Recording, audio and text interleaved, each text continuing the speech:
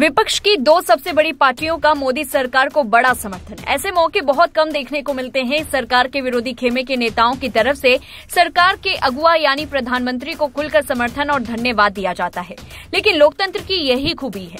अब ताजा मामला देखिए। मोदी सरकार ने मराठी और बांग्ला सहित 5 भाषाओं को शास्त्रीय भाषा का दर्जा दिया, तो उसका धन्यवाद और समर्थन भी सरकार के खाते में आया। असल में हुआ यह कि पीएम नरेंद्र मोदी की अध्यक्षता में गुरुवार को हुई केंद्र कैबिनेट की बैठक में कई बड़ी योजनाओं को मंजूरी दी गई और साथ ही केंद्र कैबिनेट ने 5 और भाषाओं को शास्त्रीय भाषा का दर्जा देने की मंजूरी दी। इनमें मराठी, पाली, प्राकृत, असमिया और बंगाली भाषाएं शामिल हैं। असल में मराठी, पाली, प्राकृत, असमिया और बंगाली को शास्त्रीय भाषा की श्रेणी में शामिल किया गया। इससे पहले तमिल, संस्कृत, तेलुगु, कन्नड़, मलयालम और ओडिया को शास्त्रीय भाषा के रूप में मान्यता दी जा चुकी है।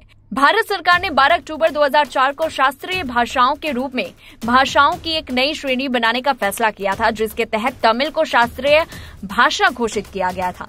सरकार ने शास्त्रीय भाषा के तहत दर्जा देने के लिए कुछ नियम निर्धारित किए थे।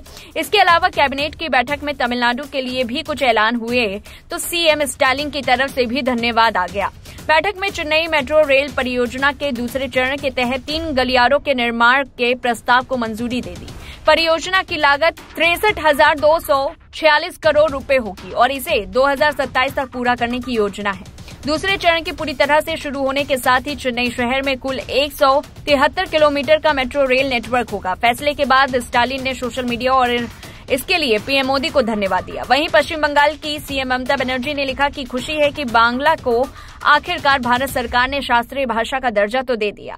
हम संस्कृति मंत्रालय भारत सरकार से यह मान्यता प्राप्त करने की कोशिश कर रहे हैं। केंद्र सरकार ने आज शाम हमारे शोधपूर्ण दावे को स्वीकार कर लिया है और हम आखिरकार भारत में भाषाओं के समूह में सांस्कृतिक शिखर पर पहुंच गए हैं।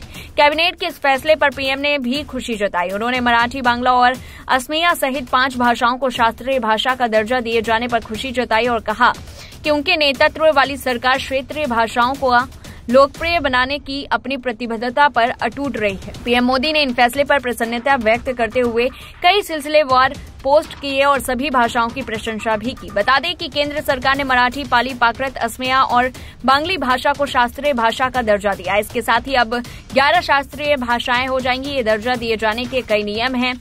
इसमें ग्रंथों की उच्च प्राचीनता या 1000 वर्षों से अधिक का इतिहास देखा जाता है। इसके अलावा प्राचीन साहित्यिक ग्रंथों का एक समूह जिसे बोलने वालों की पीढ़ियों के लिए एक मूल्यवान विरासत माना जाता रहा है। साथ ही साहित्यिक परंपरा मौलिक होनी चाहिए और दूसरे भाषा समुदाय से नहीं ली जानी चाहिए। इस पूरी रिपोर्ट को लेकर के आपकी क्या कुछ राय है, कमेंट बॉक्स में बताएं। तब तक के लिए देखते रहिए लाइव टीवी न्यूज।